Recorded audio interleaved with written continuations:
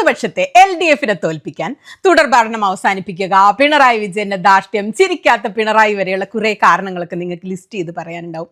എന്നാൽ എൻ്റെ ചോദ്യം ഇതാണ്, കോൺഗ്രസിനെ ജയിപ്പിക്കാനുള്ള ഒരേ ഒരു കാരണം നിങ്ങൾക്ക് ആർക്കെങ്കിലും ആത്മാർത്ഥമായിട്ട് പറയാൻ പറ്റുമോ? ഞാൻ സീരിയസ് ആയി ചോദിക്കുന്നത്, തമാശയായിട്ട് ചോദിക്കുന്നതല്ല. ഉത്തരം അറിയാവുന്നവർ കമന്റ് ഇടണം. സതീശന്റെ വട്ടപ്പശ ചിരിയെക്കുറിച്ച് ഇന്ന് ചിലത് പറയാനുണ്ട്.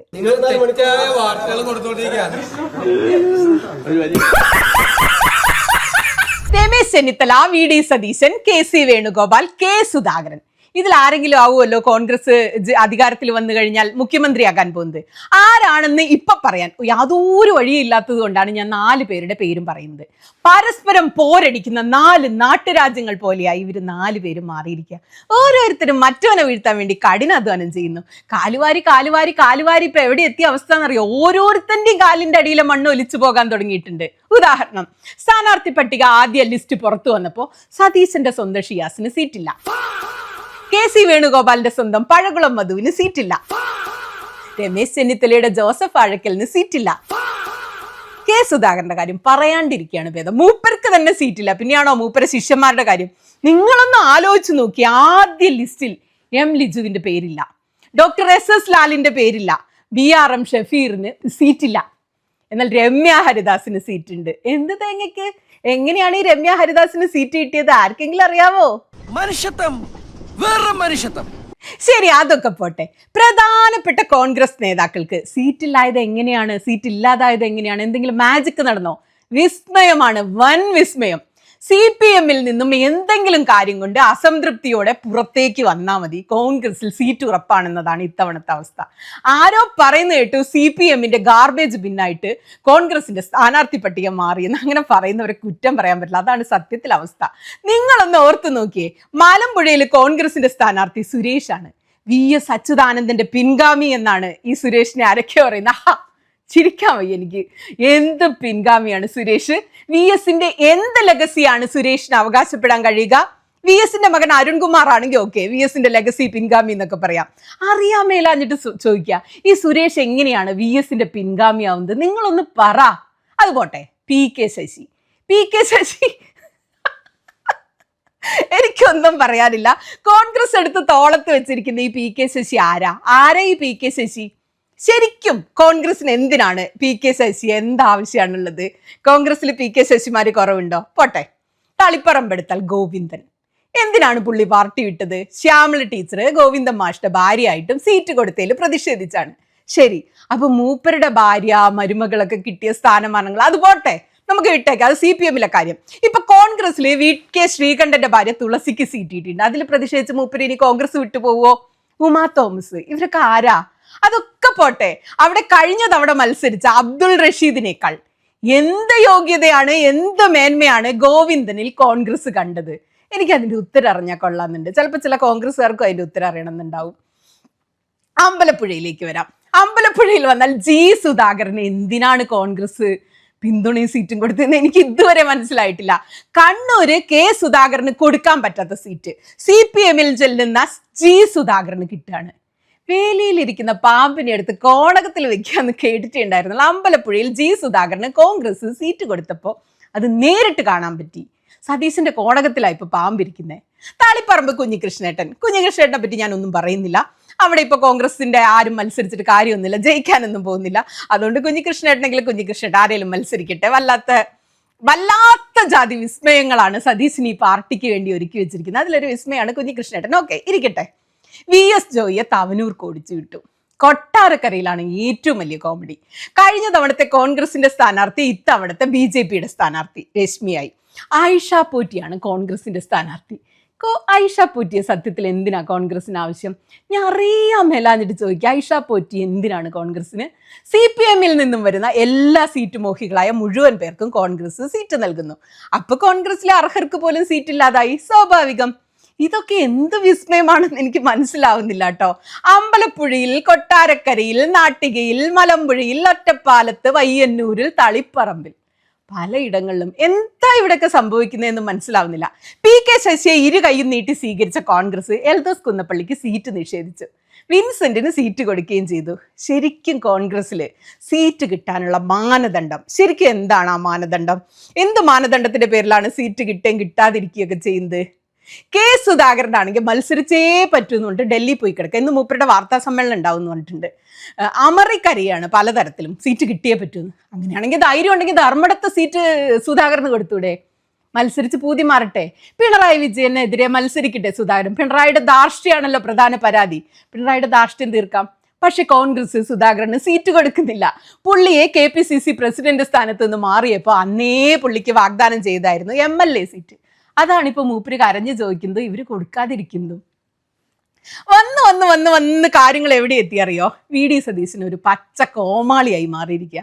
രണ്ടാമതും പിണറായി അധികാരത്തിൽ വന്നപ്പോൾ മര്യാദയ്ക്ക് ആദ്യ തവണ പ്രതിപക്ഷ നേതാവിന്റെ പണി ചെയ്തുകൊണ്ടിരുന്ന ചെന്നിത്തലയെ എടുത്ത് ബേസിൽ തട്ടി പ്രതിപക്ഷ നേതാവായി സ്വയം അവരോധിച്ച് വട്ടപ്പശ ചിരിയുമായി സതീശൻ ഇന്നലെ ലിസ്റ്റ് പുറത്തു വന്ന ദിവസമൊക്കെ ചിരിക്കുന്ന ആ വട്ടപ്പശ ചിരി ഉണ്ടല്ലോ, എനിക്കത് ഓർത്തിട്ട് വയ്യ.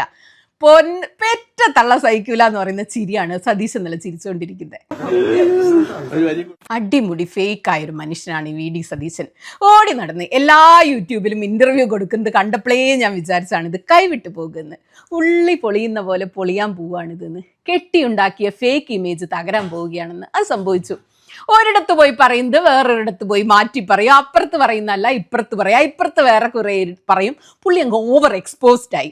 പുള്ളി ആളുകൾക്ക് കണ്ടങ്ങ് മടുത്തുപോയി. പുള്ളിയാണെങ്കിൽ ഒരു സത്യസന്ധതയും ഇല്ലാതെ എന്താ പറയാ, എന്തൊക്കെയോ തരത്തിലാണ് യൂട്യൂബിൽ ഇന്റർവ്യൂവിന് വരുന്നത്. ചെറുപ്പം കാണിക്കാൻ ട്രൗസർ ഇട്ട്, ടീഷർട്ട് ഇട്ട്, ഷൂ ഇട്ട്, കൂളിംഗ് ഗ്ലാസ് ഇട്ട്, ഒരു കോമാളിയെ പോലെ ഒരു ഭാവി മുഖ്യമന്ത്രി പല യൂട്യൂബ് അഭിമുഖങ്ങളിലും പെയ്ഡ് അഭിമുഖങ്ങളിലും പ്രത്യക്ഷപ്പെട്ടു. വെറും വായ്ത്താരി മാത്രം. പ്രവൃത്തിയൊന്നുമില്ല.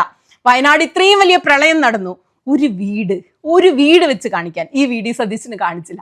പുള്ളി പ്രവൃത്തിയില്ല, വെറും തള്ളല് മാത്രം. യൂട്യൂബുകൾ നേറി നരങ്ങുക. പ്രിയങ്ക ഗാന്ധി എന്താണ് വയനാടിന് വേണ്ടി ചെയ്തത്? നമ്മളുടെ MP അല്ലേ. ഈ കോൺഗ്രസിനെ ജനങ്ങൾ എന്തിനു തെരഞ്ഞെടുക്കണം എന്നതാണ് എൻ്റെ ചോദ്യം. നിങ്ങൾക്ക് ഉത്തരവുണ്ടോ? ശരിക്ക് കേരളം പ്രതിസന്ധികളിൽ പെട്ടപ്പോൾ ഇവരെന്ത് ചെയ്തു? ഒരാൾക്കെങ്കിലും കിടക്കാൻ ഒരു കൂര ഒരുക്കി കൊടുക്കാൻ ഇവർക്ക് പറ്റിയോ? പൈസ ഇല്ലാഞ്ഞിട്ടല്ലല്ലോ. തെരഞ്ഞെടുത്ത് അടുത്തപ്പോഴേക്കും മുഴുവൻ സമുദായ സംഘടനകളും ജാതി സംഘടനകളും ലിസ്റ്റാണ് കോൺഗ്രസിന് എഴുതി കൊടുക്കുന്നത്. ഇന്നയാളെ ഞങ്ങൾക്ക് വേണം, ഇന്നയാളെ നിങ്ങൾ സ്ഥാനാർത്ഥിയാക്കണം. എന്തെല്ലാം തീട്ടൂരങ്ങളാണ് ഇതൊക്കെ കേരളത്തിൽ നടക്കുന്നത്. കോൺഗ്രസിന്റെ അടുത്ത് മാത്രമല്ലേ. വെറുതെ ഇരിക്കുമ്പോൾ അസ്ഥാനത്ത് ചുണ്ണാമ്പ് തേച്ചു, പിന്നെ സംഭവിച്ചതൊക്കെ ചരിത്രം എന്ന് പറയുന്നത് പോലെ സതീശന്റെ അവസ്ഥ ഇപ്പം. വെറുതെ ഇരുന്ന സണ്ണി കപ്പിക്കാടിനെയും CK ജാനുവിനെയും ഒക്കെ അങ്ങോട്ട് പോയി കണ്ടിട്ട് നിർബന്ധിച്ച് സ്ഥാനാർത്ഥിയാക്കണം, ഞാൻ സ്ഥാനാർത്ഥിയാക്കുന്നു പറയുന്നു. അത് കേട്ട് പ്രചോദനമായിട്ട് ഇവരൊക്കെ സ്ഥാനാർത്ഥി കുപ്പായം തയ്പ്പിക്കുന്നു. അവസാനം സീറ്റില്ല. ശരിക്കും എന്തിന്റെ കേടാണ് സതീശനെന്ന് എനിക്ക് മനസ്സിലാവുന്നില്ല. എന്നാൽ രമേഷ് പിഷാരടിക്ക് ഒരു സീറ്റ് പാലക്കാട് മറക്കാതെ നൽകി. ഇത് ജാതിയാണെന്ന് ആരെങ്കിലും സംശയിച്ച അവരെ കുറ്റം പറയാൻ പറ്റില്ല. അങ്ങനെ പല കമന്റും ഫേസ്ബുക്കിൽ കണ്ടു. അങ്ങനെ അവസാനമായപ്പോൾ സതീശൻ പൂർണ്ണമായും എക്സ്പോസ്ഡ് ആയിരിക്കുന്നു. ശരിക്കും രമേശ് ചെന്നിത്തലയെ മാറ്റി പ്രതിപക്ഷ നേതാവായി. അത് നീതിപൂർവകമായിരുന്നു എന്ന് നിങ്ങളിപ്പോൾ കരുതുന്നുണ്ടോ? എന്തിനാ സതീശൻ അത് ചെയ്തേ? സുധാകരനെ KPCC പ്രസിഡന്റ് സ്ഥാനത്ത് നിന്ന് മാറ്റി സണ്ണി ജോസഫിനെ അവിടെ അവരോധിച്ചത് ശരിയായ തീരുമാനമായിരുന്നു എന്ന് നിങ്ങൾ കരുതുന്നുണ്ടോ? PV അൻവറിനെ ഒരു പട്ടിയെ പോലെ പിന്നാലെ നടത്തി സതീശൻ. അത് ശരിയായിരുന്നു. രാഹുൽ മാങ്കൂറ്റം ചെയ്ത് കൊടും കുറ്റകൃത്യമാണ്, മാപ്പില്ല. പക്ഷെ ആ പാർട്ടിയിൽ ഒരു നടപടി എടുക്കണമെങ്കിൽ എല്ലാ നേതാക്കളോടും ചോദിക്കുകയും ചില കൂടിയാലോചനയൊക്കെ വേണ്ടേ? അതൊന്നുമില്ലാതെ വൈരനിര്യാതന ബുദ്ധിയോടെ ഞാൻ മാത്രം നന്മ എന്ന നിലയിലുള്ള സതീശൻ നടപടി എടുത്തപ്പോൾ നിങ്ങൾക്കത് ശരിയായിട്ട് തോന്നിയോ? നടപടി എടുക്കേണ്ടത് തന്നെയാണ്. പക്ഷെ സതീശനല്ല എടുക്കേണ്ടത്, പാർട്ടിയാണ് എടുക്കേണ്ടത്. സതീശൻ ചെയ്ത് കണ്ടാൽ കോൺഗ്രസിൽ സതീശൻ മാത്രം ഒരു മാന്യനെന്ന്. മൊത്തത്തിൽ സതീശൻ ഓരോന്ന് ചെയ്യുന്ന കണ്ടാൽ തോന്നും സതീശൻ മാത്രം ഒരു മാന്യൻ, സതീശൻ മാത്രം ഒരു നന്മ എന്ന്. അവസാനം എന്തായി? സതീശന് ഒരാൾക്കും കണ്ണെടുത്ത് കണ്ടുവിടാതായി. ഇനിയിപ്പോൾ ഭരണം കിട്ടിയാൽ പോലും ഇയാളെ ആ മുഖ്യമന്ത്രി കസേരയിൽ ഒരു ദിവസം പോലും ഇരിക്കാൻ ആളുകൾ സമ്മതിക്കുമോ? ഇയാളെ ആർക്കാണ് മുഖ്യമന്ത്രിയായിട്ട് വേണ്ടത്? ലീഗിന് വേണ്ട, NSSന് വേണ്ട, പാർട്ടിക്ക് വേണ്ട, ഹൈക്കമാൻഡിന് വേണ്ട, അണികൾക്ക് വേണ്ട, നേതാക്കൾക്ക് വേണ്ട. അവസാനമായപ്പോൾ എല്ലാവർക്കും രമേശ് ചെന്നിത്തലേനെ മതി. കാരണം എന്താ? ചെന്നിത്തല ഒരു നല്ല മനുഷ്യനാ, കുലിഷ്ടില്ല, കുന്നായ്മയില്ല, വക്രബുദ്ധിയില്ല, നല്ലൊരു മനുഷ്യനാ ശരിക്കും അയാള്. ഞാൻ ആദ്യം പറഞ്ഞില്ലേ സതീശന്റെ വട്ടപ്പശ ചിരിയെക്കുറിച്ച്? വെറുതെ പറഞ്ഞതല്ല. ഇലക്ഷൻ പ്രഖ്യാപിച്ച് 24 മണിക്കൂറിനുള്ളിൽ സ്ഥാനാർത്ഥികളെ പ്രഖ്യാപിക്കുമെന്ന് പറഞ്ഞ് അഹങ്കരിച്ച് നടന്ന മനുഷ്യൻ. തെരഞ്ഞെടുപ്പ് പ്രഖ്യാപിച്ചാൽ 24 മണിക്കൂറൊക്കെ ഞങ്ങൾ സ്ഥാനാർത്ഥികളെ പ്രഖ്യാപിക്കും. സംശയം എന്താ? 100 സീറ്റ് കിട്ടിയില്ലെങ്കിൽ ഞാൻ രാഷ്ട്രീയ വനവാസത്തിന് പോകുമെന്ന് പറഞ്ഞ് എല്ലാം എൻ്റെ തലയിൽ കൂടെ ഓടുന്നേ എന്ന് പറഞ്ഞ് എല്ലാം തലയിൽ വെച്ച് നടന്ന മനുഷ്യൻ ഇന്നലെ ആദ്യഘട്ട സ്ഥാനാർത്ഥി ലിസ്റ്റ് പ്രഖ്യാപിക്കാൻ പോലും മാധ്യമങ്ങൾക്ക് മുന്നിൽ വരുന്നില്ല. മാധ്യമങ്ങൾ പിന്നാലെ നടന്ന് ചോദ്യം ചോദിക്കുമ്പോൾ അതാ ആ വട്ടപ്പശ ചിരിച്ചിരിക്കുന്നു. സതീശൻ വെറും ഒരു കേരള നേതാവായിരുന്നേ. ആള് ഫേക്ക് ആണെങ്കിലും മിടുക്കനൊക്കെയാണ്. പക്ഷെ വെറും ഫേക്കാണ് ഈ മനുഷ്യൻ. ഫേക്ക് ഈ കാണുന്നതല്ല ശരിക്കും ഈ മനുഷ്യൻ കാണിക്കുന്നതൊക്കെ വെറും നാട്യമാണ്. അതപ്പോൾ എപ്പോഴെങ്കിലും എക്സ്പോസ്ഡ് ആയേ പറ്റൂ. റിയൽ അവസ്ഥ പുറത്തു വരുമല്ലോ. സതീശന് ഇപ്പം ഈ കിട്ടിയ അടി എവിടെ നിന്നാണ് കിട്ടിയത്? ഇതിൻ്റെ ഒരു അടിസ്ഥാന കാരണം നിങ്ങൾ ആലോചിച്ച് നോക്കി. എനിക്ക് തോന്നുക ഈ ഹൈക്കമാൻഡ് എന്നത് സതീശന് ഒരു പിടിയില്ലാത്ത സ്ഥാനമായിരുന്നു. മൂപ്പര് വിചാരിച്ചു മൂപ്പര് ഇവിടെ നിന്ന് ഒരു ലിസ്റ്റ് എഴുതും, സണ്ണി കപ്പിക്കാട് ജാനു എന്നൊക്കെ പറഞ്ഞിട്ട്, എന്നിട്ട് ഡൽഹി പോകും, അവിടെ വാർത്താ സമ്മേളനം വിളിച്ചു കൂട്ടി ഈ ലിസ്റ്റ് പറയും ഇതാണ് കോൺഗ്രസിന്റെ സ്ഥാനാർത്ഥി പ്രഖ്യാപനം എന്ന്. ശരിക്കും ലിസ്റ്റ് വെട്ടുകയും കുത്തുകയും തിരുത്തുകയും പേരെഴുതി ചേർക്കുകയും ഒക്കെ ചെയ്യുന്ന ശരിക്കും ഒരു ഹൈക്കമാൻഡ് ഉണ്ടെന്ന് മൂപ്പർക്ക് ശരിക്കും അറിയില്ലായിരുന്നു. മൂപ്പർക്ക് പ്രിയപ്പെട്ടവരെ മുഴുവൻ എഴുതി ചേർത്തു. മേമ്പൊടിക്ക് ഇഷ്ടമുള്ളവരൊക്കെ എഴുതി, CPM ഒന്ന് പുറത്താക്കിയവർ എഴുതി, എല്ലാം ചേർത്ത് വലിയ ലിസ്റ്റ് കണ്ടിട്ട് സാധനം വാങ്ങാൻ പോകുന്ന പോലെ ഡൽഹിക്ക് പോയി. എന്താ പട്ടി ചന്തയ്ക്ക് പോയ പോലെ പോയി. അവിടെ ചെന്നപ്പോഴാണ് ഹൈക്കമാൻഡിനെ നേരിട്ട് കാണുന്നത്. ആ ലിസ്റ്റ് അങ്ങോട്ട് വാങ്ങി വെച്ച് വേറൊരു ലിസ്റ്റ് ഹൈക്കമാൻഡ് ഉണ്ടാക്കി അങ്ങോട്ട് കൊടുത്തു. അതാണിപ്പോൾ ഗൈസ് ഈ പുറത്ത് വന്നുകൊണ്ടിരിക്കുന്നത്. ശരിക്കും സതീശന് അറിയില്ലായിരുന്നു ഹൈക്കമാൻഡ് എന്ന് പറയുന്ന ഒരു സാധനം ഉണ്ടെന്ന്. ഞാൻ വേറൊരു കാര്യം പറയട്ടെ. ഒരു നേതാവെന്ന് വെച്ചാൽ ശരിക്കും എന്താ ലീഡർഷിപ്പ് ക്വാളിറ്റി വേണം. അണികളെയും മറ്റു നേതാക്കന്മാരെയും നിയന്ത്രിക്കാൻ, നയിക്കാൻ കഴിവുള്ളവനാണ് നേതാവ്. സതീശന്റെ യാത്ര നടക്കുമ്പോൾ മുല്ലപ്പള്ളി തിക്കിലും തിരക്കിലും വീണു പോകുന്നതും, ഷാഫി സതീശൻ സ്റ്റേജിൽ നിൽക്കുമ്പോൾ പട്ടിയുടെ വില കൊടുക്കാതെ ഒരാളുടെ കൊങ്ങയ്ക്ക് പിടിക്കുന്നതും, സതീശനെ എല്ലാവരും അവഗണിക്കുന്നതും, പുള്ളി ഒരു ആരും അല്ലാത്ത പോലെ അവിടെ നിൽക്കുന്നതൊക്കെ ഒരു ദൃശ്യം നമ്മൾ കണ്ടായിരുന്നു.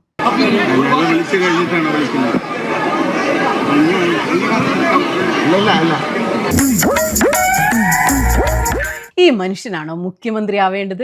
സ്വന്തം പാർട്ടിക്കാർക്ക് പോലും ഇയാളെ പുല്ലുവില, പട്ടിവില. വേറൊരു സംഭവം ഞാൻ പറയാം. വിഭാഗത, നേതാക്കൾ തമ്മിലുള്ള തർക്കം, ആരോഗ്യകരമായ മത്സരം, ഇതൊക്കെ എല്ലാ രാഷ്ട്രീയ പാർട്ടിയിലും ഉള്ളത് തന്നെയാണ്. എന്നാൽ ഒരു ലീഡർ എല്ലായ്പ്പോഴും ലീഡറായി നിൽക്കണം. VS അച്യുതാനന്ദനും പിണറായി വിജയനും തമ്മിൽ വിയോജിപ്പുകൾ നിലനിൽക്കുന്ന കാലം, VSനെതിരെ മുദ്രാവാക്യം മുഴക്കിയ അണികളെ പിണറായി പേടിപ്പിച്ച് ചീത്ത പറഞ്ഞു ഒതുക്കിയിരുത്തിയ ഒരു സംഭവമുണ്ട്. മഴ പെയ്യുമ്പോൾ തലയിൽ തുണിയിട്ട പിണറായി. ആരും മറക്കൂല ആ വാക്കുകൾ. അവർ VSനെയല്ലേ പറഞ്ഞോട്ടെ വിചാരിച്ചിട്ട് വേണേ പിണറായിക്ക് മിണ്ടാതിരുന്നില്ല. അണികളെ അടക്കിയിരുത്തി നല്ല പച്ച തെറിയാ പറഞ്ഞത്. എന്നാൽ സതീശൻ എന്താ ചെയ്യുന്നത് ഈ വേദിയിൽ? നോക്കൂ, സതീശൻ ഒരു ലീഡറല്ല, ലീഡർഷിപ്പ് ക്വാളിറ്റി ഇല്ല. ആ വേദിയിൽ ഷാഫിക്ക് മുന്നിൽ നാണം കെട്ട് നിറം മങ്ങി ആരുമല്ലാത്ത പോലെ നിൽക്കുകയാണ്. ഇതാണ് ഒരു ലീഡർ എന്ന് പറയുന്നത്. അവസാനമായി സതീശന്റെ നുണകൾ എന്ന പേരിൽ നികേഷ് കുമാർ ഫാക്ട് ചെക്ക് തുടങ്ങിയപ്പോൾ സതീശന്റെ മുഖം മൂടി പൂർണ്ണമായും കെട്ടഴിഞ്ഞു വീണു. തെരഞ്ഞെടുപ്പ് പ്രഖ്യാപിച്ചാൽ 24 മണിക്കൂറൊക്കെ ഞങ്ങൾ സ്ഥാനാർത്ഥികളെ പ്രഖ്യാപിക്കും. സംശയം എന്താ? വേറെ പണിയൊന്നുമില്ല. ഇനി ഞാൻ ആദ്യം ചോദിച്ച ചോദ്യം ഒന്നുകൂടി ചോദിക്കട്ടെ. കോൺഗ്രസിനെ ഈ വരുന്ന തിരഞ്ഞെടുപ്പിൽ തിരഞ്ഞെടുക്കാൻ സത്യസന്ധമായൊരു കാരണം നിങ്ങൾ പറഞ്ഞു തരാമോ? ഇടതുപക്ഷത്തെക്കാൾ കൂടുതൽ എന്തെങ്കിലും കിട്ടുമെന്ന് തമ്മിൽ യോജിപ്പില്ലാത്ത നേതാക്കൾ, സമുദായ നേതാക്കൾ കയറി നിരങ്ങുന്ന അവസ്ഥ, വാക്ക് പാലിക്കാത്ത നേതൃത്വം. ഉദാഹരണം പറഞ്ഞത് വയനാട് പുനരധിവാസം തന്നെയാണ്. ആരും കേൾക്കാത്ത, അവസാന വാക്കായിട്ടൊരു നേതാവില്ലാത്ത ഒരാൾക്കൂട്ടം പോലെയാണ് ഇപ്പോൾ കോൺഗ്രസ് എന്ന് പറയുന്നത്. ഈ ആൾക്കൂട്ടത്തെ ആർക്കാണ് തിരഞ്ഞെടുക്കേണ്ടത്? ഈ അരക്ഷിതാവസ്ഥയാണോ ജനങ്ങൾക്ക് ശരിക്കും ആവശ്യം? ഈ അരക്ഷിതമായ മനുഷ്യരെ എന്തിനാ തിരഞ്ഞെടുക്കുന്ന ലീഡറായിട്ട്? നിങ്ങൾ തന്നെ പറ. ഈ കോൺഗ്രസിനെ തിരഞ്ഞെടുക്കാൻ എന്ത് കാരണമാണ് സത്യത്തിൽ നിങ്ങൾക്ക് മുന്നിലുള്ളത്? എന്തെങ്കിലും ഉണ്ടോ? ഞാൻ മഷിയിട്ട് നോക്കിയിട്ട് പോലും ഒരു കാരണം കാണുന്നില്ലെന്ന് മാത്രമല്ല, വെറും ഒരു ആൾക്കൂട്ടമായി മാറിയ കോൺഗ്രസിന് ഒരു നാടിനെ നയിക്കാനോ ഒരു ജനതയെ സംരക്ഷിക്കാനോ പ്രളയമോ കോവിഡോ അതുപോലുള്ള എന്തെങ്കിലും ഒരു പ്രതിസന്ധി വരുമ്പോൾ ഒന്നിച്ചു നിന്ന് ഒരു നാടിനെ ഉയർത്തെഴുന്നേൽപ്പിക്കാനോ നേരിടാനോ എങ്ങനെയാ കഴിയുക ഈ ആൾക്കൂട്ടത്തിന്? ഒരു പരസ്പര യോജിപ്പില്ലാത്ത ഒരു ടീം എങ്ങനെയാണ് ജനങ്ങളെ നയിക്കാൻ പോകുന്നത്, നാടിനെ നയിക്കാൻ പോകുന്നത്? ആരാ ഇവരുടെ നേതാവ് ശരിക്ക്? ആര് പറഞ്ഞാലാ ഇവരൊക്കെ കേൾക്കുക? കെ സുധാകരൻ ആര് പറഞ്ഞാൽ കേൾക്കും? VD സതീശൻ ആര് പറഞ്ഞാൽ കേൾക്കും? രമേശ് ചെന്നിത്തല ആര് പറഞ്ഞാൽ കേൾക്കും? KC വേണുഗോപാൽ ആര് പറഞ്ഞാൽ കേൾക്കും? ആരാ ഈ ഹൈക്കമാൻഡ്? ഇവരെയാണോ നിങ്ങൾ ശരിക്കും തിരഞ്ഞെടുക്കാൻ പോകുന്നത്? ഇനി ഇവർ ജയിച്ചു വന്നു എന്ന് കരുതുക, ആരായിരിക്കും ഇവരുടെ മുഖ്യമന്ത്രി?